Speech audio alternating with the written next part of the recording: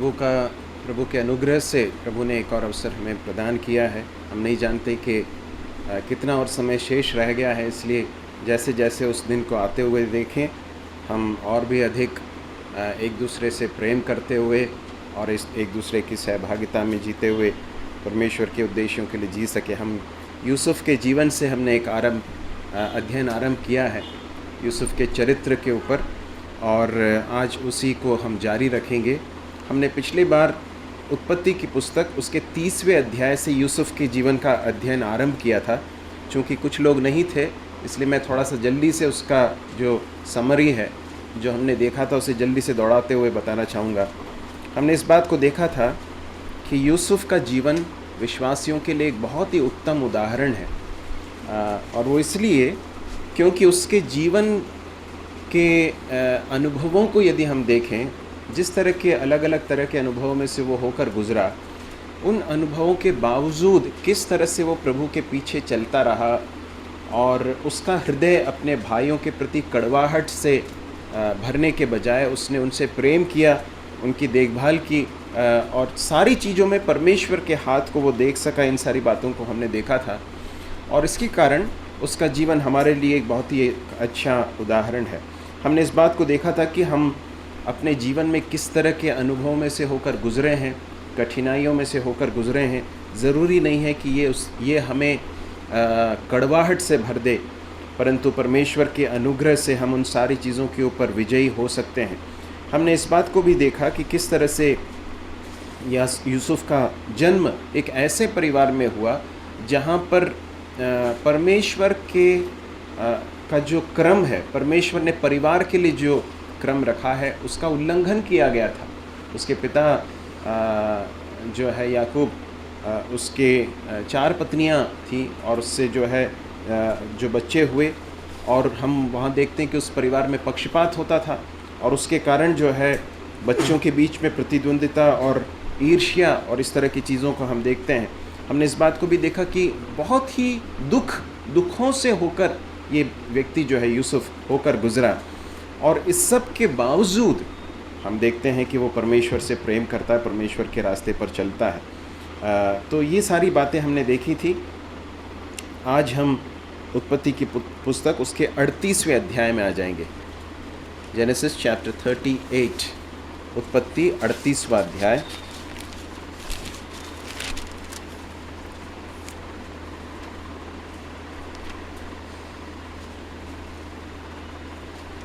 Sorry 37वां अध्याय, 38 नहीं, 37वां अध्याय।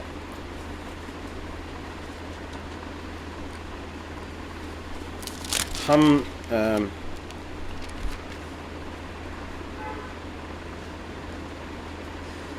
इस पूरे अध्याय को हम पढ़ लेंगे। 36 पद हैं। मैं आग्रह करूंगा कि कोई भी कुछ लोग मिलकर उसे बांट लें, और हम उस पूरे अध्याय को पढ़ेंगे, जल्दी से पढ़ेंगे। उत्पत्ति की पुस्तक 37वां अध्याय। याकूब तो कनान देश में रहता था, जहाँ उसका पिता और परदेशी होकर रहा था। याकूब के वंश का वृत्तांत यह है, यूसुफ 17 वर्ष का होकर अपने भाइयों के संग भेड़ बकरियों को चराता था, और वह लड़का अपने पिता की पत्नी बिल्हा और पिता के पुत्रों के संग रहा करता था, और उनकी बुराइयों का समाचार अपने पिता के पास पहुँचाया करता था।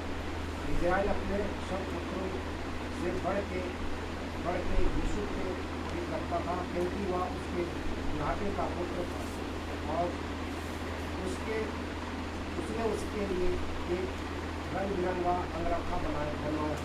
परंतु जब उसके भाइयों ने देखा कि हमारा पिता हम सब भाइयों से अधिक उसी से प्रीत रखता है, तब वे उससे बैर करने लगे और उसके साथ ठीक से बात भी नहीं करते थे। यूसुफ ने एक स्वप्न देखा और अपने भाइयों से उसका वर्णन किया, तब वे उससे और भी द्वेष होने लगे। उसने उनसे कहा, जो स्वप्न मैंने देखा है उसे सुनो। हम लोग खेत में ढेर बांध रहे हैं, और क्या देखता हूँ कि मेरा फूला खाकर सीधा खड़ा हो गया। तब तुम्हारे फूलों में ढेर फूल के चारों तरफ से घेर लिया और उसे दंडवत किया। तब उसके भाइयों ने उससे कहा, क्या सचमुच तू हमारे ऊपर राज्य करेगा, या क्या सचमुच तू हम पर प्रभुता करेगा। इसलिए वे उसके सपनों और उसकी बातों के कारण उससे और भी अधिक भय करने लगे। फिर उसने एक और स्वप्न देखा और अपने भाइयों से उसका भी यूँ ही वर्णन किया। सुनो, मैंने एक और स्वप्न देखा कि सूर्य और चंद्रमा और 11 तारे मुझे दंडवत कर रहे हैं। इस स्वप्न का उसने अपने पिता और भाइयों से वर्णन किया। तब उसके पिता ने उसे डांट कर कहा, यह कैसा स्वप्न है जो तूने देखा? क्या सचमुच मैं और तेरी माता और तेरे भाई और सब जाकर तेरे आगे भूमि पर गिर के दंडवत करेंगे? उसके भाई उससे बात करते थे, पर उसके पिता ने उससे उस वचन को स्मरण रखा। उसके भाई अपने पिता की भेड़ बकरियों को चराने के लिए शकेम को गए। तब इस्राएल ने यीशु से कहा, तेरे भाई शकेम भूमि में भेड़ बकरी चरा रहेंगे होंगे, इसलिए जा, मैं तुझे उनके पास भेजता हूँ। उसने उससे कहा, जो आज्ञा मैं हाजिर हूँ। उसने उससे कहा, जा अपने भाइयों और भेड़ बकरियों का हाल देख, काफी वे कुशल से तो है। फिर उसने आज समाचार लिया, तथा उसने उसको हेब्रोन की तराई में विदा कर दिया और शकेम में आया। और एक मनुष्य ने उसको मैदान में इधर उधर भटकते हुए ताका। उससे कहा, तू क्या ढूंढता है? उसने कहा, मैं अपने भाइयों को ढूंढता हूँ, कृपया मुझे बता कि वे भेड़ बकरियों को कहाँ चरा रहे हैं। उस मनुष्य ने कहा, वे यहाँ से चले गए और मैं यह कहते सुना, आओ हम दुकान को चले। इसलिए यीशु ने अपने भाइयों के पीछे चला और उन्हें दुकान में पाया। जो उन्होंने उसे वो चाहते देखा, तो उसके निकट आने से पहले ही उसे मार डालने का षड्यंत्र रचा। और वे आपस में कहने लगे, देखो, वह स्वप्न देखने वाला आ रहा है, इसलिए आओ हम उसको घात करके किसी गड्ढे में डाल दें कि यह कह देंगे कि वो जहरीले पशु उसको खा गया।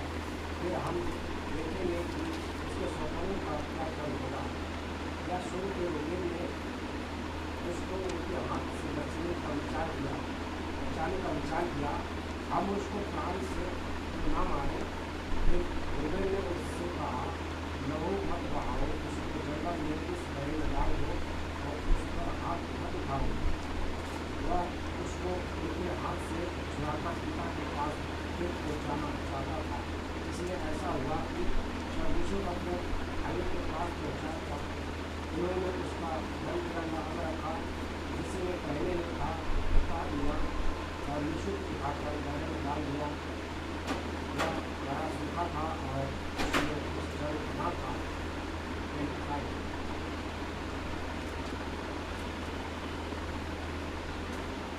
तब वे रोटी खाने को बैठ गए और आंखें उठाकर क्या देखा कि इस्राएलियों का एक दल ऊँटों को सुगंध द्रव्य, बलसाम और गन्धरस लादे हुए गिलाद से मिस्र को चला जा रहा है। तब यहूदा ने अपने भाइयों से कहा, अपने भाइयों को घात करने और उसका खून छिपाने से क्या लाभ होगा?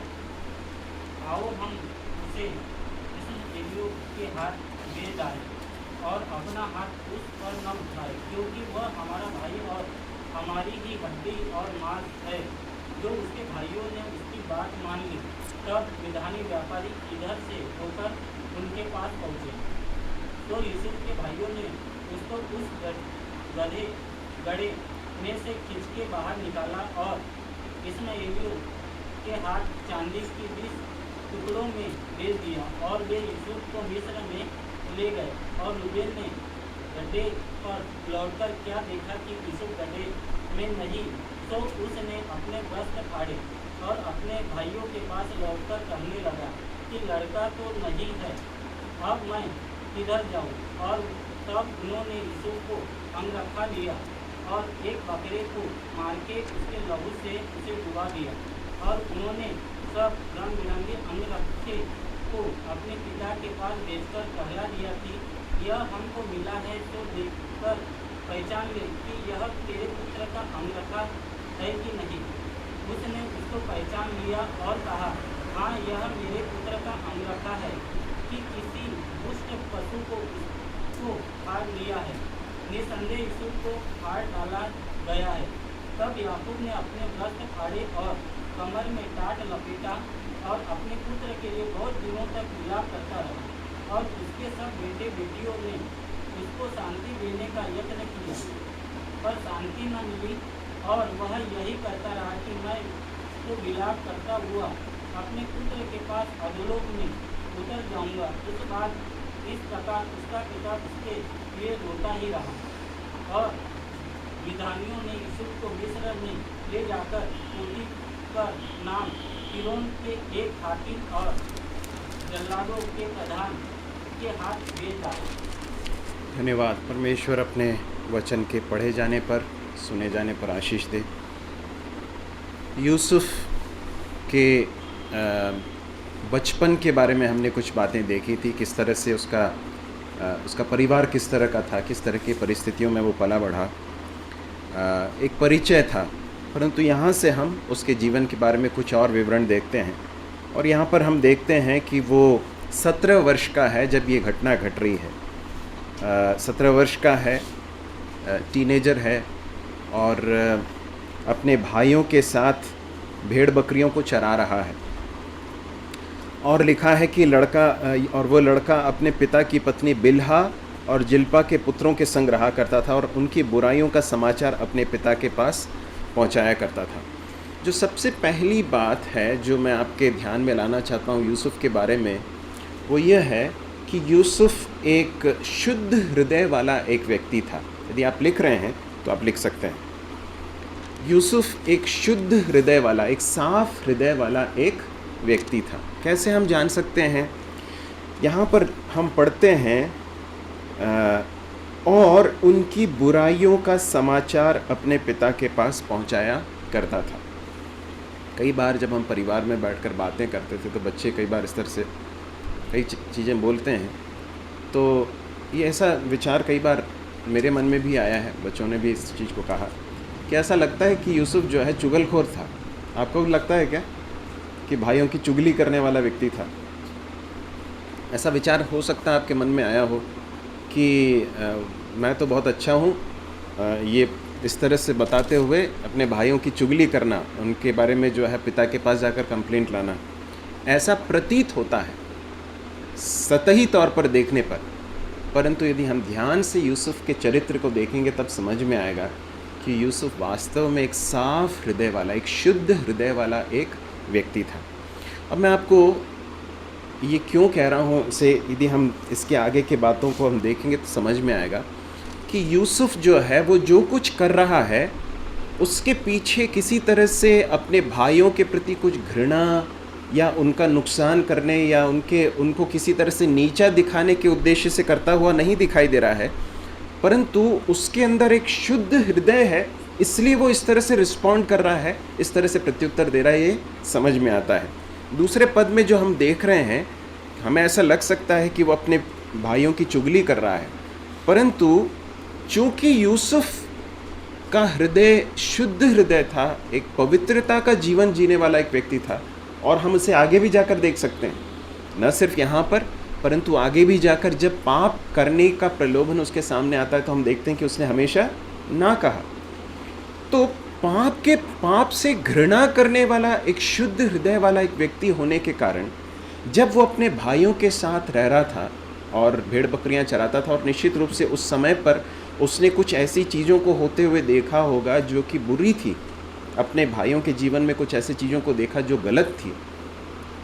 ऐसे समय पर दो तरह से प्रत्युत्तर दिया जा सकता है ना। जब हम कहते हैं कि वो चुगलखोर था तो दो तरह के से हम प्रतिक्रिया दे सकते हैं ऐसे अवसरों पर। क्या कर सकते हैं आप बताइए, क्या कर सकते हैं? हाँ, यदि आप होते तो क्या करते?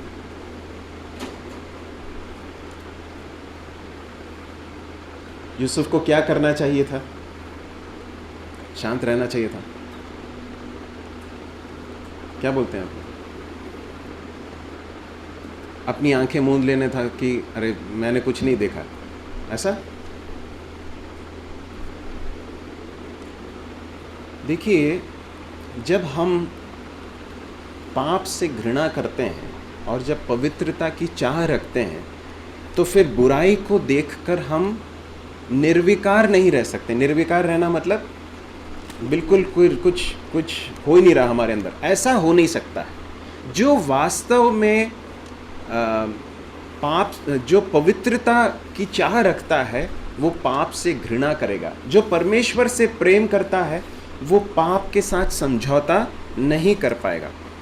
तो यहाँ पर जो कुछ उनके भाइयों का वो क्या कर रहे थे उसके बारे में यहाँ पर अभी विवरण नहीं है, परंतु आगे जाकर यदि आप देखें तो इन भाइयों के बारे में हम समझ सकते हैं कि दो भाइयों ने मिलकर जो है एक पूरे गांव को जो है मार डाला, है ना, वहाँ के लोगों को धोखे में मार डाला। और वो निश्चित रूप से उसके पीछे उनके अपने कारण है कि हमारी बहन के साथ उन्होंने जो है दुर्व्यवहार किया, बलात्कार किया, वो सब चीज़ें हैं, परंतु उन्होंने धोखे में आकर उन्हें मार डाला, ये पढ़ते हैं। रूबेन जो सबसे बड़ा बेटा है याकूब का, उसने व्यभिचार का पाप किया अपने ही पिता के रखैल के साथ। आगे जाकर हम देखते हैं कि ईर्ष्या करने वाले लोग थे, झूठ बोलने वाले लोग थे, अनैतिकता में जीवन जीने वाले कई लोग थे इसमें। तो ऐसे चीज़ों, ऐसे इस तरह के स्वभाव रखने वाले भाइयों के बीच में ये रह रहा है। और जब घर से दूर है, पिता से दूर है, पिता की उपस्थिति में नहीं है, उस समय पर ऐसी चीज़ें हो रही होंगी जो पिता नहीं जानता है। और जब यूसुफ ने उस चीज़ को देखा, उन चीज़ों को होते हुए देखा, तो उसको रियली मुझे ऐसा लगता है कि उसको शॉक हुआ होगा, उसे बहुत धक्का लगा होगा कि ये क्या चीज़ें हो रही हैं। और उसने अपने पिता से जाकर इस बात को कहा। अब जब हम कहते हैं कि चुगली करने और यूसुफ ने जो किया उसमें अंतर है। जब एक व्यक्ति चुगली करता है या गॉसिप करता है, गॉसिप को क्या कहते हैं हिंदी में, क्या कहते हैं, किसी को मालूम है? गॉसिप करना, गॉसिप करना मतलब किसी एक व्यक्ति के बारे में उसकी अनुपस्थिति में उसकी बुराई करना। लेकिन गॉसिप में जो है उद्देश्य क्या रहता है आप जानते हैं? गॉसिप में उद्देश्य ये रहता है कि हम उस व्यक्ति को 3 लोगों के सामने या 10 लोगों के सामने नीचा करके दिखाना चाहते हैं। गॉसिप करने में या उसके मुझे हिंदी का जो शब्द है वो याद नहीं आ रहा है, परंतु उसमें जो उद्देश्य रहता है वो कभी भी उस व्यक्ति की भलाई करना नहीं रहता है। परंतु यहाँ पर यूसुफ जो है वो गॉसिप नहीं कर रहा है। वो क्या कर रहा है? वो अपने पिता से जाकर उस बात को कहता है। अब एक बात है और वो बहुत महत्वपूर्ण है कि वो किससे कह रहा है इस बात को। वो जाकर आसपास में जो लोग रहते हैं उनसे कह रहा है क्या? किनसे कह रहा है वो इस बात को? अपने पिता से वो इस बात को जाकर कह रहा है। क्यों उस पिता को ये बात बताना ज़रूरी है क्या? आप लोग यहाँ नहीं हैं, ज़रूरी है। क्यों ज़रूरी है जी? भाई बिगड़ रहे हैं, ठीक है, तो पिता को बताने की क्या ज़रूरत है? ये छोटा है, पिता ही करेक्ट कर सकता है। फिर और क्या कारण हो सकते हैं? बच्चे भी बता सकते हैं। वो उसका पिता है तो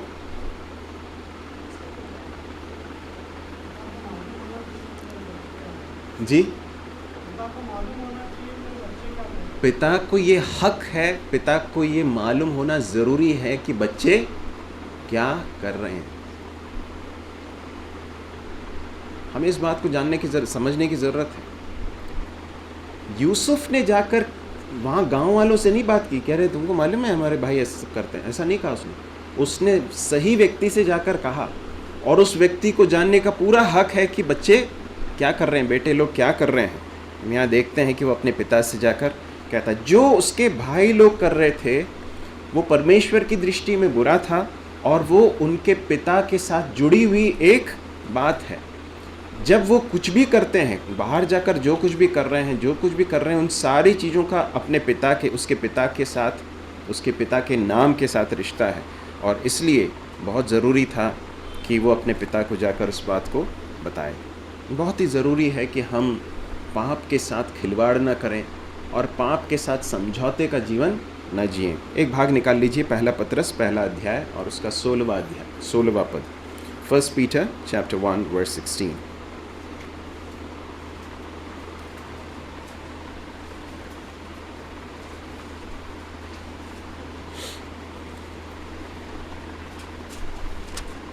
पढ़ लीजिए, पहला पत्रस 1:16।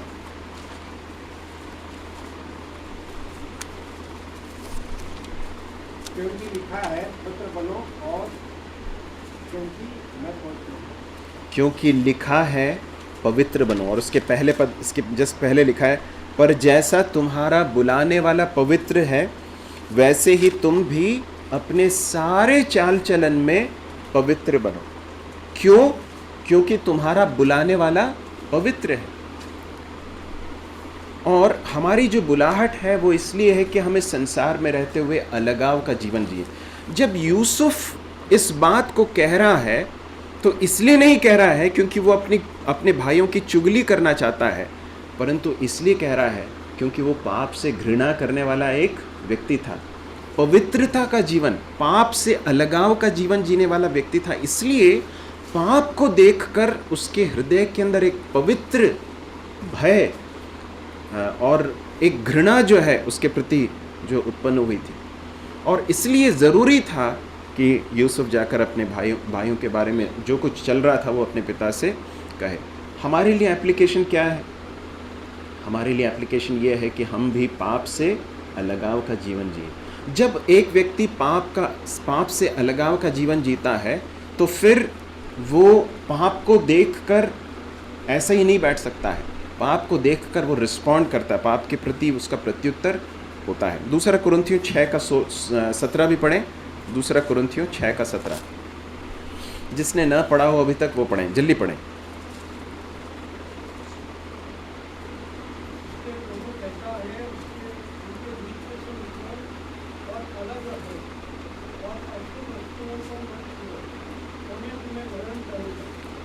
परमेश्वर का वचन स्पष्ट रूप से सिखाता है कि हमें अलगाव का जीवन जीना है।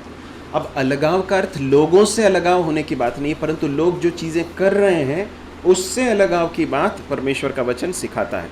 यूसुफ अपने भाइयों के जीवन के बारे जो वो देख रहा था, अपने पिता से आकर कह रहा था, उसके पीछे उसके हृदय के अंदर अपने भाइयों के प्रति प्रेम है, इसलिए वो इस कार्य को कर रहा है। हम कैसे जान सकते हैं? आगे जाकर हमें समझ में आएगा कि जब हम पढ़ेंगे यूसुफ के जीवन को आगे। उसके पिताजी जो हैं उससे कहते हैं कि जाओ अपने भाइयों का समाचार लेकर आओ। यूसुफ इस बात को जानता था कि उसके भाई उससे प्रेम नहीं करते हैं, उससे घृणा करते हैं, उससे जलते हैं, लेकिन उसके बावजूद अपने भाइयों को ढूंढने के लिए वो जाता है ना। और आगे पढ़ते हैं कि जब शकेम में नहीं मिले तो फिर भी ढूंढ रहा था। किसी ने कहा दोतान में गए, सुना, तो वहाँ जाता है। तो यूसुफ के हृदय में क्या चल रहा है इसे जानना ज़रूरी है। यूसुफ के हृदय के अंदर भाइयों के प्रति बुराई नहीं है, उनके प्रति प्रेम है, इसलिए वो इस कार्य को कर रहा है। जब हमारे भाई या कलीसिया के अगुए यदि हमारे साथ आकर बात करें, हमारे जीवन की किसी गलती को हम पर प्रकट करें, हम हमारे साथ व्यवहार करते हैं, तब उस समय पर बुरा नहीं मानना है। हमें इस बात को याद रखना है कि वो इसलिए कर रहे हैं क्योंकि वो हमसे प्रेम करते हैं, वो परमेश्वर के द्वारा ठहराए गए हैं। एक भाग में हम ऐसा पढ़ते हैं कि तुम्हारे प्राणों की रखवाली करने के लिए परमेश्वर के द्वारा ठहराए गए हैं। या दूसरे शब्दों में परमेश्वर ने एक बहुत बड़ी जिम्मेदारी उनको दी है, और इसलिए बहुत ही ज़रूरी है कि हमारे पाप के साथ जब कोई डील किया जाता है, हमारी गलतियों के साथ जब व्यवहार किया जाता है, तो हम वैसा व्यवहार न करें जैसा कि इन भाइयों ने किया। देखिए, जब पाप से भरे हुए एक माहौल में एक व्यक्ति जीता है तो आसान नहीं है उस परिस्थिति में सही कदम उठाना। हम कई बार यूसुफ को बहुत आसानी से जो है चुगलखोर के रूप में ब्रांड कर देते हैं, लेकिन आप जरा सोच कर देखिए कि किस तरह के माहौल में ये पल रहा है, बढ़ रहा है। ये एक ऐसे परिवार में पल रहा है जहाँ पर भाइयों के बीच में प्रतिद्वंदिता है, ईर्ष्या है और फेवरेटिज्म है परिवार में। इस तरह की सब चीज़ें चल रही हैं और उनके अंदर भी दुष्टता और पाप की हर चीज़ें जो है देखी जा सकती हैं। ऐसे एक परिवार में रहते समय यूसुफ परमेश्वर का भय यदि मानता है, वो कार्य कर रहा है जो परमेश्वर की दृष्टि में सही है, तो मैं विश्वास करता हूँ कि ये आसान तो नहीं था। यूसुफ अपने पाप के स्वभाव के ऊपर विजय पाकर परमेश्वर के अनुग्रह से ही इस कार्य को कर पा रहा था। अनेक लोग हैं जो गलती का पाप करने का रास्ता, गलत चीज़ों को करने के रास्ते में चल रहे हैं, और बहुत आसान है उन चीज़ों को देखकर उनके साथ समझौता कर लेना। या तो हम ये कर सकते हैं कि अपनी आंखें मूंद लें और ढक दें कि नहीं, हमने तो कुछ नहीं देखा। दूसरा, जो एक और कार्य जो यूसुफ कर सकता था, यूसुफ या तो उसको कहता ही नहीं अपने पिताजी से, कहता this is none of my business, है ना, मेरा क्या है, ये वैसे भी मेरे सौतेले भाई हैं, तो मैं क्यों परवाह करूं। ये कर सकता था। दूसरा ये भी कर सकता था कि वो उनके साथ शामिल हो जाता उन कार्यों में। कभी सोचा है कि ऐसा आपने कर सकता था कि नहीं कर सकता था? भाई लोग कर रहे हैं तो मैं भी क्यों नहीं कर सकता? भाई लोग अगर दुष्टता का काम कर रहे हैं, पाप के जीवन को व्यतीत कर रहे हैं, तो मैं तो छोटा हूँ, मैं भी उसी रास्ते पर चला जाता हूँ। लेकिन उसने ऐसा नहीं किया। हर कीमत पर, भले ही वो कीमत कितनी भी बड़ी क्यों ना हो, परमेश्वर की दृष्टि में जो सही है, उचित है, उसी को करने के लिए यूसुफ प्रतिबद्ध था, कमिटेड था। इस बात को हम देख सकते हैं। ये एक पाठ है जो हम यूसुफ के जीवन से सीख सकते हैं। दूसरी चीज़ जो इन भाइयों के जीवन के विषय से हम सीख सकते हैं वो ये है कि हमें बहुत सतर्क रहना है अपने हृदय को ईर्ष्या से और क्रोध से और बैर से बचा कर रखने के लिए। देखिए, हम परमेश्वर के वचन में इस बात को पढ़ते हैं कि हमें चुगली नहीं करना है या फिर स्लैंडर नहीं करना। अंग्रेजी मुझे अभी भी वो शब्द याद, निंदा है वो जो शब्द है जो हिंदी में यूज़ किया जाता है। निंदा करना मतलब अपने भाइयों के बारे में या बहनों के बारे में लोगों के सामने बातचीत करना, उसकी अनुपस्थिति में उसको नीचा दिखाने के उद्देश्य से। ऐसा हमें कभी नहीं करना है। यदि कोई व्यक्ति किसी व्यक्ति को पाप में गिरते हुए देखते हैं या कि कोई गलत कार्य को करते हुए देखते हैं, तो ये हमारी जिम्मेदारी है कि हम जाकर व्यक्तिगत रूप से, हमने पिछली बार भी उस बात को देखा था, व्यक्तिगत रूप से जाकर उस व्यक्ति के साथ डील करें। यदि हमको लगता है कि हम नहीं कर सकते हैं, जैसा कि यूसुफ का भी समझ में आ रहा था, तो उसने क्या किया उसने सही व्यक्ति के पास जाकर उस बात को बताया। हमें किसी को भी नहीं बताना जाकर। उस परिस्थिति में जो सबसे सही व्यक्ति है, जिसे बताने की ज़रूरत है और बताकर उस चीज़ को डील करवाने की ज़रूरत है, उस व्यक्ति को जाकर बताने की ज़रूरत है। और अक्सर कलीसिया में जो अगुए हैं या फिर कोई एक व्यक्ति जो परिपक्व है, उसको ये बताना बहुत ही ज़रूरी होता है। यूसुफ जब अपने भाइयों के बारे में बता रहा था, ऐसा समझ में आता है कि उसने बढ़ा चढ़ा कर नहीं कहा और ना ही उसमें से कुछ कम करके कहा। जो बातें जैसी थी वैसी उसने जाकर अपने पिता से बताई। ये है सच्चाई। जब एक व्यक्ति निंदा करता है, गॉसिप करता है, तो क्या करता है मालूम? या तो चीज़ों के साथ जोड़ देता है, बढ़ा चढ़ा कर बताता है, या फिर कुछ चीज़ों को घटा देता है, जिससे उस चीज़ को, वो उसके मन में जो है उसे उस अपने एजेंडा को पूरा करने के लिए, उस व्यक्ति को नीचा दिखाने के लिए या तो कुछ चीज़ों को जोड़ दो या उसमें से कुछ चीज़ों को घटा दो। ये है गॉसिप करना। परंतु यूसुफ जो बातें जैसी थी उसने अपने पिता से जाकर कही। अब आ जाएं हम उसके तीसरे और चौथे पद में आ जाएं, 37 का 3 और 4।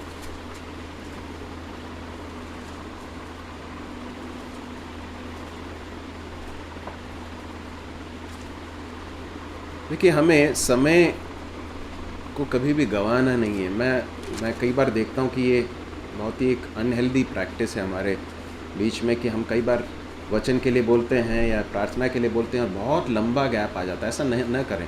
जैसे ही बोला जाता है तुरंत क्योंकि हम परमेश्वर के वचन की सेवकाई में बैठे हैं, तो इसलिए समय का सदुपयोग करें। जल्दी कोई पढ़ें, 3 और 4 पढ़ें।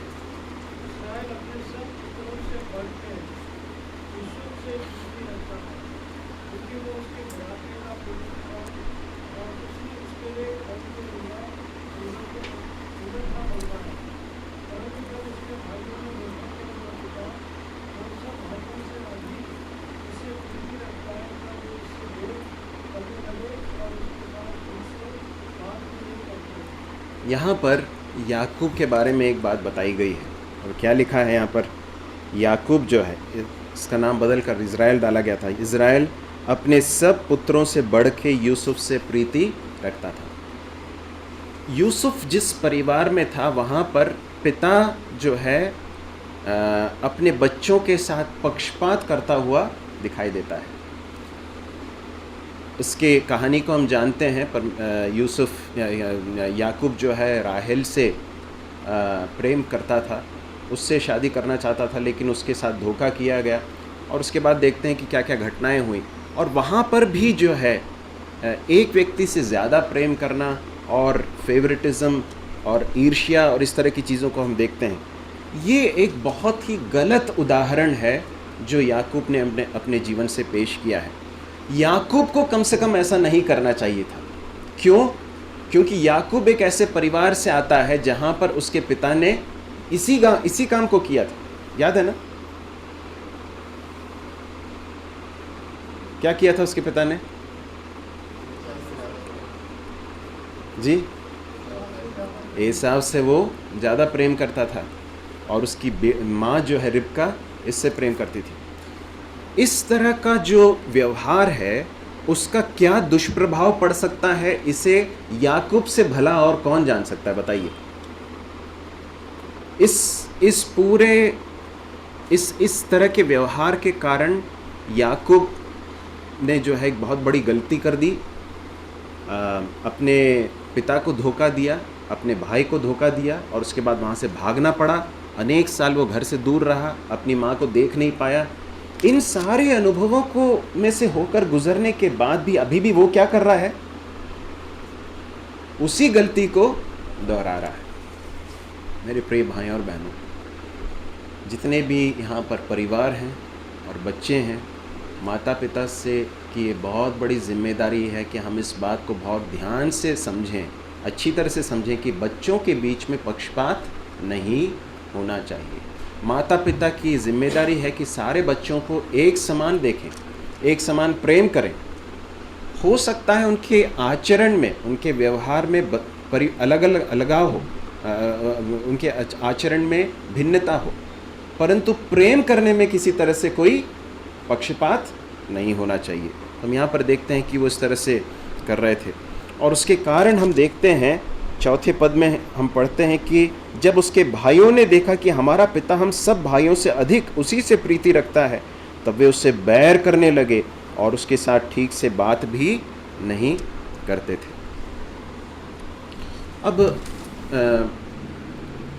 एक बात है जो यहाँ पर नकारात्मक है और वो ये है कि याकूब जो है यूसुफ से ज़्यादा प्रेम करता था और वो एक अच्छा एग्जाम्पल नहीं है, अच्छा उदाहरण नहीं है। हमें इससे सतर्क रहने की ज़रूरत है। लेकिन इसका एक दूसरा पक्ष है जो मैं चाहता हूँ कि आप उसे भी देखें, और वो ये है कि याकूब के जितने बेटे थे उनमें से अधिकांश जो है कैसे थे, आप जानते हैं? दुष्ट थे, बहुत ही क्रूर थे, पक्षपात करने वाले, ईर्ष्या करने वाले, परमेश्वर का भय न मानने वाले लोग थे। इन सब के बीच में एक व्यक्ति है यूसुफ, जो परमेश्वर का भय मानने वाला था, और इतना ही नहीं कि परमेश्वर का भय मानता था, परंतु परमेश्वर की दृष्टि में जो सही है वो करता हुआ दिखाई देता था। और इस समय पर जब याकूब इस कार्य को, जो यहाँ पर लिखा है कि तीसरे पद में, इज़राइल अपने सब पुत्रों से बढ़ के यूसुफ से प्रीति रखता था, वो उसके बुढ़ापे का पुत्र था और उसने उसके लिए एक रंग बिरंगा अंगरखा बनवाया। यहाँ इस समय पर याकूब जो है बहुत बूढ़ा हो गया है, और बूढ़ा हो गया है और अब नहीं मालूम कि कितने दिन और जीवित रहेगा। और इज़राइली जो परिवार हुआ करते थे उसमें ये बहुत महत्वपूर्ण था कि पिता के जिम्मेदारी को उठाने वाला एक व्यक्ति जो है आगे आए, और ये स्वाभाविक रूप से जो पहलौठा होता था उसे दिया जाता था ये अधिकार। परंतु हम जानते हैं कि रूबेन की कहानी क्या थी, और आगे जो दूसरे भाई थे उनकी भी स्थिति क्या कुछ बहुत अच्छी नहीं थी।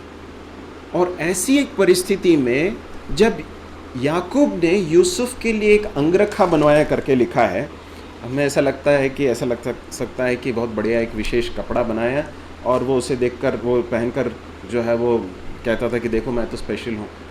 ये नहीं है। देखिए, उस कल्चर में, उस संस्कृति में जब एक पिता अपने किसी एक बेटे को इस तरह से कोई वस्त्र बनाकर देता था तो उसे इस तरह से समझा जाता था कि ये बेटा जो है अब अपने पिता के उस नेतृत्व के कार्य को आगे बढ़ाने के लिए जिम्मेदार ठहराया गया है। तो ये पक्ष भी है जिसे हमें समझने की ज़रूरत है, परंतु उसके भाइयों ने इसे बहुत अच्छी तरह से नहीं लिया और वे बहुत ईर्ष्या से भरे हुए थे। इस बात को हम देख सकते हैं। कुछ बातें हैं जो इस पूरे प्रकरण में से मैं आपके सामने हमारे जीवन की आशीष के लिए, हमारे जीवन के लागू करने के लिए आपके सामने रखना चाहता हूँ। पहली बात यह है कि जब हम परमेश्वर की दृष्टि में जो सही है, जो खरा है, जो पवित्र है, सही है, उसे करते हैं, तो उन बातों को नोटिस करने वाला एक पिता है जिसे हम हमारे परमेश्वर के रूप में जानते हैं। इस बात को हमें याद रखने की ज़रूरत है।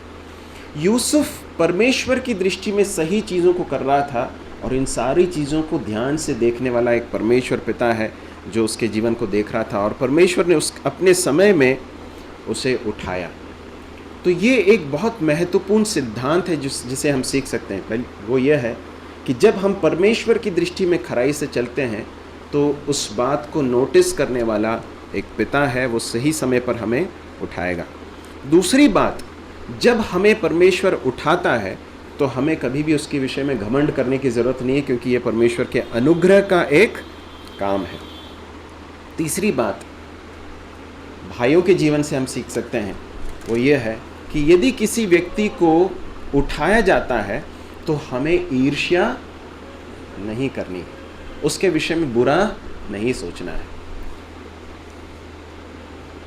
ये परिवार में भी हो सकता है, ये कलीसिया में हो सकता है, अलग अलग सेटिंग्स में हो सकता है कि किसी एक व्यक्ति को ज़्यादा प्रोमिनेंस दिया जाए या किसी एक जिम्मेदारी को दिया जाए, और वो हमेशा इस बात को याद रखने की ज़रूरत है कि हमें कभी भी उस व्यक्ति के प्रति ईर्ष्या से अपने हृदय को नहीं भरना है। आगे हम 5वें पद से आगे पढ़ेंगे, 5 से लेकर 11 तक पढ़ेंगे। यूसुफ ने एक स्वप्न देखा और अपने भाइयों से उसका वर्णन किया, तब वे उससे और भी द्वेष करने लगे। अब यहाँ पर आकर यूसुफ जो है स्वप्न देख रहा है और उसका उसकी जो पहली प्रतिक्रिया है वो क्या है? क्या करता है वो जी? भाइयों को जाके बताता है। क्यों बता रहा है? चिढ़ाने के लिए बता रहा है क्या? आपको ऐसा लगता है कि वो चिढ़ाने के लिए बोल रहा था? जी, उसके मन में जो था वो भाइयों को बता रहा था। ओके, और कोई बताना चाहते हैं कुछ?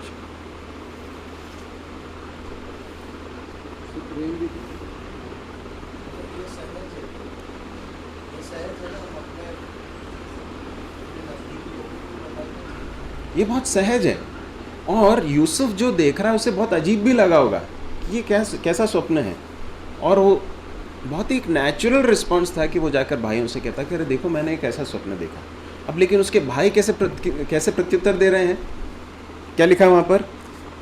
तब वे उससे और भी द्वेष करने लगे, क्योंकि उसने क्या कहा था? उसने बताया स्वप्न में मैंने क्या देखा, खेत में हम पूले बांध रहे थे, मेरा पूला जो है उठकर सीधा खड़ा हो गया और तुम्हारे पूलों ने मेरे पूले को चारों तरफ से घेर लिया और उसे दंडवत किया।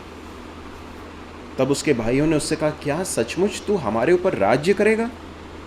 इसलिए वे उसके स्वप्नों और उसकी बातों के कारण उससे और भी अधिक बैर करने लगे। और उसके बाद कुछ समय के बाद क्या होता है? एक और स्वप्न देखता है। स्वप्न में क्या देख रहा है? उसने देखा कि सूर्य और चंद्रमा और 11 तारे मुझे दंडवत कर रहे हैं, और इस स्वप्न का उसने अपने पिता और भाइयों से वर्णन किया। देखिए, हमें कई बार ऐसा लग सकता है कि वो चिढ़ा रहा है, या फिर उस तरह से हम सोच सकते हैं, परंतु यूसुफ वास्तव में एक खरा व्यक्ति था, सीधा व्यक्ति था। भले उसके भाई लोग उसके प्रति कड़वाहट से भरे हुए थे, लेकिन वो बहुत सीधाई से चलने वाला एक व्यक्ति था। वो उस तरह से उनके साथ उनको नहीं देख रहा था, इसलिए जो कुछ चल रहा था उसके जीवन में वो खुलकर वो बता रहा था। ये एक इंटीग्रिटी वाले एक व्यक्ति का एक चित्र है। एक व्यक्ति जो खरा है ना, सीधाई से चलता है, वो खुलकर बातें करेगा। प्रभु हमारी सहायता करे कि हम भी इस तरह से कर सकें। और फिर उसके बाद फिर हम देखते हैं कि उसके पिता ने उसको डांट कर कहा, ये कैसा स्वप्न है जो तूने देखा है? क्या सचमुच मैं और तेरी माता और तेरे भाई सब जाकर तेरे आगे भूमि पर गिर के दंडवत करेंगे? उसके भाई उससे डाह करते थे, पर उसके पिता ने उसके उस वचन को स्मरण रखा। देखिए, यहाँ पर इस भाग में एक बात समझ में आती है कि परमेश्वर ने एक इशारा दिया कि परमेश्वर की एक योजना यूसुफ के जीवन के विषय में है। मानो परमेश्वर यूसुफ के साथ कुछ कम्युनिकेट करने की कोशिश कर रहे थे। चूंकि परमेश्वर के साथ करीबी संबंध रखने वाला एक व्यक्ति था यूसुफ, परमेश्वर के साथ खराई के साथ चलता था, इसलिए परमेश्वर भी अब उससे क्या कर रहे हैं? बातचीत कर रहे हैं। परमेश्वर बात कर रहे हैं, परमेश्वर उसके साथ कम्युनिकेट कर रहे हैं और परमेश्वर बताना चाहते हैं कि तेरे जीवन के विषय में मेरी एक योजना है। God's plan is being revealed. परमेश्वर अपने प्लान को जो है रिवील करते हैं, उसे प्रकट करते हैं।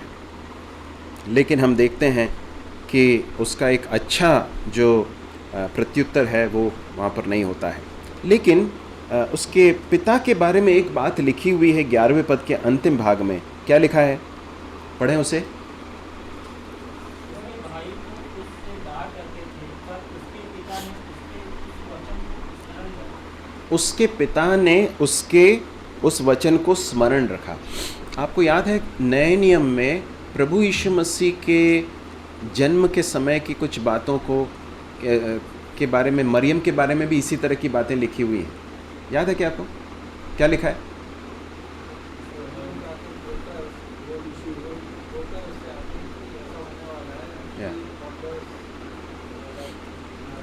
या मरियम के बारे में लिखा कि उसने जो कहा था उन बातों को उसने अपने हृदय में ट्रेजर किया, उसने उसे संभाल कर रखा, उसने उस बात को याद रखा। इस तरह से मरियम के बारे में लिखा है। याकूब ने जब इन स्वप्नों के बारे में सुना होगा तो उसको निश्चित रूप से समझ में आया होगा कि इसमें कुछ विशेष बात है, कुछ तो है इसमें। क्या है उसे शायद समझ में नहीं आई, परंतु इतना समझ में आया कि परमेश्वर की एक विशेष योजना इस लड़के के जीवन के विषय में है। और वो जो बातें वो कह रहा था वो उसके ऊपर उसने उसे स्मरण रखा करके हम पढ़ते हैं। हम यूसुफ के जीवन में हम इस बात को समझ सकते हैं कि परमेश्वर ने उसके साथ कम्युनिकेट किया कि उसके जीवन के विषय में परमेश्वर की एक योजना है। लेकिन आगे जाकर हम क्या देखते हैं? यूसुफ को बहुत ही भारी मुसीबतों का सामना करना पड़ता है। उसके भाई लोग उसे बेच डालते हैं, मारने की योजना बनाते हैं, बेच डालते हैं। उसके बाद वो किसी एक स्थान पर जाता है, वहाँ पर उसे नौकर के रूप में रखा जाता है। इस घर में जो अपने पिता का दुलारा था वो वहाँ पर नौकर के रूप में रह रहा, दास के रूप में। वहाँ पर विश्वास योग्यता के साथ रहता, लेकिन आगे जाकर उसे बंदी गृह में डाल दिया जाता है। इन सारी घटनाओं के बीच में भी यूसुफ ने परमेश्वर के पीछे चलने से वो पीछे नहीं हटा। और मैं एक बात, मुझे ऐसा लगता है, मुझे नहीं मालूम आप मेरे साथ सहमत हैं कि नहीं, मुझे ऐसा लगता है कि उसका एक कारण ये था, अनेक कारण है। एक बात तो ये है कि परमेश्वर के साथ खराई के साथ चलने वाला था। दूसरी बात मुझे ऐसा लगता है कि परमेश्वर के साथ चूंकि वो वार्तालाप करता था और परमेश्वर ने उसके ऊपर प्रकट किया था कि परमेश्वर की एक योजना उसके जीवन के विषय में है, इसलिए उन सारी कठिनाइयों के बीच में से जाते समय भी वो हिम्मत नहीं हारा। उसे मालूम था कि परमेश्वर की एक योजना मेरे जीवन के विषय में, अभी वर्तमान में जो कुछ भी मेरे जीवन में हो रहा है, उन सारी बातों को परमेश्वर ने उसके जीवन के विषय में जो योजना बनाई है उसके प्रकाश में वो देख पाया।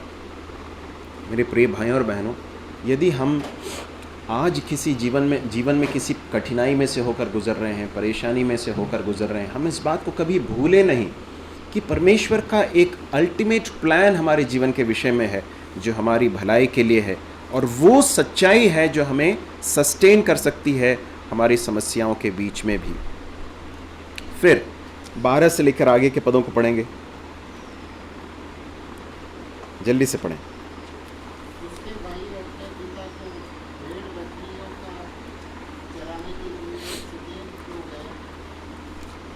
इसराइल ने यूसुफ से कहा, तेरे भाई शकेम ही में भेड़ बकरी चरा रहे होंगे, इसलिए जा, मैं तुझे उनके पास भेजता हूँ। उसने उससे कहा, जो आज्ञा में हाजिर हूँ। धन्यवाद। यहाँ पर अब हम देखते हैं कि याकूब जो है वो यूसुफ से कहता है कि अपने भाइयों का समाचार लेकर आ, क्योंकि वो कहाँ गए थे? कहाँ गए थे? शकेम में गए थे। अब क्यों याकूब उन्हें वहाँ इस यूसुफ को वहाँ भेज रहा है?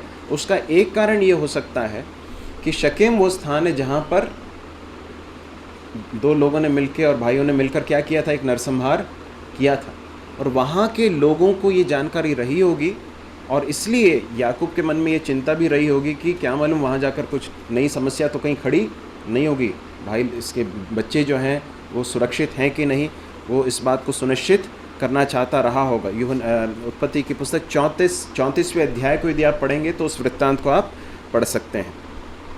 दूसरा कारण ये हो सकता है कि याकूब को ये मालूम था कि उसके बेटे हमेशा कुछ ना कुछ गड़बड़ करते हैं, और इसलिए ज़रूरी था कि उनकी खैर खबर जो है सही है कि नहीं वो इस बात को पता किया जाए। और याकूब जो है यूसुफ से कहता है कि तू अपने भाइयों के पास जा।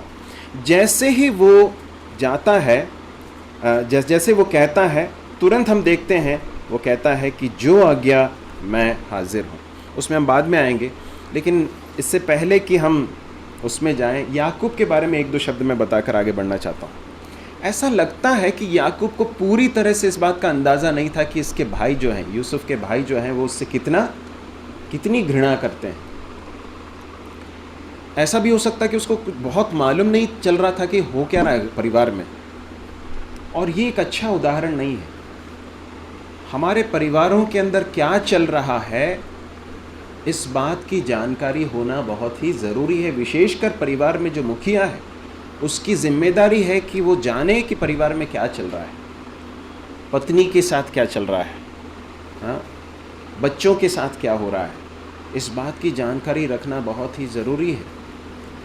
जो व्यक्ति पैसिव तरीके से जीवन जीता है, मतलब बहुत लापरवाही के साथ जीवन जीता है, वो कई बार मालूम नहीं रहता कि परिवार में चल क्या रहा है। क्यों? क्योंकि परिवार में पत्नी और बच्चों के साथ समय व्यतीत करने के लिए समय नहीं, या फिर उसके लिए जिम्मेदारी नहीं लेता है। ऐसा हमारे जीवन में कभी नहीं होना चाहिए। ऐसा समझ में आता है कि याकूब को पूरा अंदाज़ा नहीं था कि इसके भाई लोग जो है किस तरह से इसके साथ व्यवहार करते हैं। चौथे पद में हमने क्या पढ़ा था, आपको याद है? तब वे उससे बैर करने लगे, और क्या लिखा उसके बाद? उसके साथ ठीक से बात भी नहीं करते थे। देखिए, जब याकूब यूसुफ को वहाँ भेज रहा है, उसे शायद पूरा अंदाज़ा नहीं कि क्या चल रहा है परिवार में, इसलिए शायद उसने भेजा भी होगा। और उसने ये भी नहीं सोचा होगा कि इसके भाई लोग जो है उसकी हानि कर सकते हैं। पर सोच कर देखिए कि उनके अंदर क्या चल रहा है। वो उसे मार डालने के लिए पूरी तरह से मन बना चुके हैं। ऐसे विचारों के साथ चलने वाले अपने बच्चों के बारे में याकूब को कोई अंदाज़ा नहीं था। ये एक पैसिव पेरेंटिंग का एक बहुत अच्छा एक उदाहरण है। हमारे बच्चों के जीवन के विषय में हो या हमारे परिवार में जो चल रहा है उसके विषय में जानना हमारी बड़ी जिम्मेदारी है। परिवार में जो मुखिया हैं, परिवार में जो बड़े हैं, ये बहुत ज़रूरी है कि वे जानें क्या चल रहा है। प्रभु हमारी सहायता करे। उसके बाद हम 13वें पद में हम पढ़ते हैं कि जैसे ही याकूब ने उससे कहा, वो तुरंत मानने के लिए तैयार हो जाता। इसके बावजूद भी कि वो जानता था कि इसमें बड़े खतरे हैं, क्योंकि उसके साथ व्यवहार में ये समझ में आता होगा, वो बात नहीं करते हैं और उसके बाद फिर डाह करते थे करके 11वें पद में लिखा है। उसके पहले भी कुछ भागों में हम देखते हैं कि उन्होंने बहुत रूखे तरीके से, बहुत कड़वे तरीके से उससे बातचीत की। परंतु जब पिता कह रहा है कि जाओ, तो क्या करता है यूसुफ? तुरंत आज्ञा मानता है। यहाँ जितने बच्चे हैं, मैं आपको एक बात बताना चाहता हूँ, यूसुफ का जीवन आज्ञाकारिता का एक बहुत अच्छा उदाहरण है, उत्तम उदाहरण है। जब हमारे माता पिता हमसे कुछ कार्य को करने के लिए बोलते हैं, तो यदि हम उसे टालते हैं, आगे कुछ समय के लिए करने हमें कुछ समय के बाद मैं बाद में कर लूँगा, या फिर उसमें नानकुर करते हैं, तो मैं आपको बताना चाहता हूँ ये आज्ञाकारिता नहीं है और ये अच्छी बात नहीं है। परमेश्वर का वचन स्पष्ट इस बात की आज्ञा देता है कि बच्चे अपने माता पिता की आज्ञा को माने। यदि विशेषकर वो विश्वासी हैं तो निश्चित रूप से, यदि अविश्वासी हैं और यदि ऐसी कोई कार्य को करने के लिए बोलते हैं जो परमेश्वर के वचन के विरोध में है तो बात अलग है। अन्यथा परमेश्वर का वचन स्पष्ट सिखाता है माता पिता की आज्ञा को मानना, उनके प्रति सबमिट करना। यहाँ पर हम देखते हैं कि वो तुरंत अपने पिता की बात को मानता है। और उसके बाद फिर हम आगे 15 से लेकर 17वें पद में हम पढ़ते हैं कि वो ढूंढने के लिए जाता है, और उसके बाद वो शकेम में पहुंचता है। शकेम में मालूम पड़ता है कि वहाँ पे तो कोई है नहीं, और 15वें पद में ऐसे लिखा, एक मनुष्य ने उसको मैदान में इधर उधर भटकते हुए पाया। तो वहाँ पर उस जिस कार्य को करने के लिए गया है, आधे अधूरे मन से उसे करके वापस नहीं आ जाता है। देखता है कि वहाँ पर भाई नहीं है, तो वो भटक रहा है वहाँ पर, वो ढूंढ रहा है उनको, और उसके बाद भी नहीं मिल रहा है तो भी वो अपने उस सर्च को जो है जारी रखता है। जब एक व्यक्ति देखता है कि ये भटक रहा है, वो पूछता है कि तू क्या ढूंढ रहा है? उसने कहा, मैं अपने भाइयों को ढूंढता हूँ, कृपया मुझे बता कि वे भेड़ बकरियों को कहाँ चरा रहे हैं।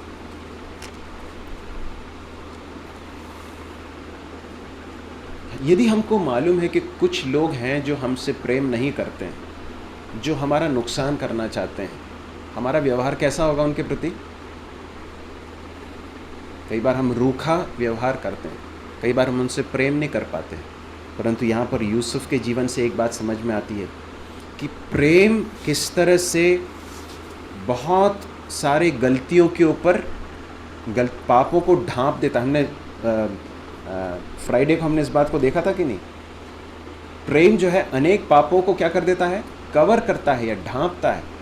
बहुत सारी गलतियां इन लोगों ने इसके प्रति की हैं, उसके प्रति व्यवहार में अनावश्यक रूप से नाजायज़ तरीके से इसके साथ क्रोधित होकर और कड़वाहट होकर उससे बातें नहीं करने का ये सब किया है। परंतु वो कहता है, कृपया मुझे प्लीज़ मुझे बताइए कि वो कहाँ चरा रहे हैं अपनी भेड़ बकरियों को। और वो कहता है कि यहाँ से वे चले गए हैं और मैंने कहते हुए सुना कि वो कहाँ गए हैं, आओ हम दोतान को चलें। भाई उन्होंने कहा कि चलो मैंने ऐसा सुना करके ये बोल रहा है। अब ये सुनी हुई बातों पर विश्वास करके ये कहाँ जा रहा है? दोतान जा रहा है। मैं सोच रहा था कि एक व्यक्ति जिसके बारे में हमें जानकारी नहीं है कि वो हमारा कोई बुरा करना चाहता है, उससे प्रेम करना तो आसान है। परंतु यदि हमें मालूम है कि कोई व्यक्ति है जो हमारा बुरा चाहता है, हमसे ईर्ष्या करता है, हमसे क्रोधित रहता है, उस व्यक्ति से प्रेम करने के लिए परमेश्वर का अनुग्रह ज़रूरी है। परमेश्वर से अनुग्रह प्राप्त किया हुआ व्यक्ति ही इस तरह से कर सकता है। और उस व्यक्ति की अंततः भलाई ढूंढना, ये है उसका प्रेम। हम देखते हैं कि वो जाता है और लिखा है कि 17वें पद के अंतिम भाग में उन्हें दोतान में पाया, एंड ही फाउंड देम। तब तक ढूंढता रहा जब तक मिल नहीं गए। यूसुफ के बारे में मैंने बताया था ना, प्रभु यीशु मसीह का एक टाइप है करके, एक चित्र है। प्रभु यीशु मसीह ने कहा कि मैं खोए हुओं को ढूंढने और उन्हें बचाने के लिए आया हूँ। यहाँ पर हम देखते हैं कि यूसुफ तब तक ढूंढता रहता है जब तक कि वो मिल नहीं जाते। 18वें पद में हम पढ़ते हैं, ज्यों ही उन्होंने उसे दूर से आते देखा तो उसके निकट आने के पहले ही उसे मार डालने का षड्यंत्र रचा। यहाँ पर आगे जाकर देखते हैं कि वो षड्यंत्र रच रहे हैं। मन के अंदर ये चीज़ें चल रही हैं। कोई भी पाप का जो आरंभ होता है वो कहाँ से होता है? हृदय से होता है, मन से होता है। यदि वहाँ पर उसको अरेस्ट कर लिया जाए, यदि वहाँ पर उसको गिरफ्तार कर लिया जाए, उस विचार को, यदि उसे मसीह का आज्ञाकारी बना लिया जाएगा तो हम विजय प्राप्त कर सकते हैं। परंतु उन्होंने वैसा नहीं किया। हम देख सकते हैं कि वो पूरी रीति से अपनी दुष्टता में उसके साथ व्यवहार करते हैं। आगे जाकर हम देखते हैं वो क्या क्या कर रहे हैं, क्या करते हैं। 21 से लेकर 25 तक हम पढ़ते हैं।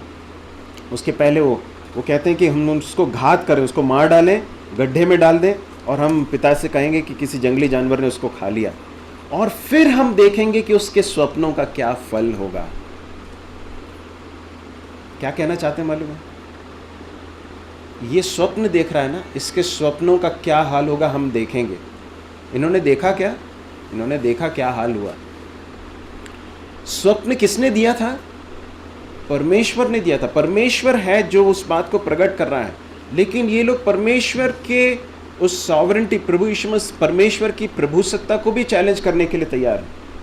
और आगे हम पढ़ते हैं 21वें पद में, जो रूबन है उसके विषय में बहुत एक हृदय स्पर्शी बात समझ में आती है।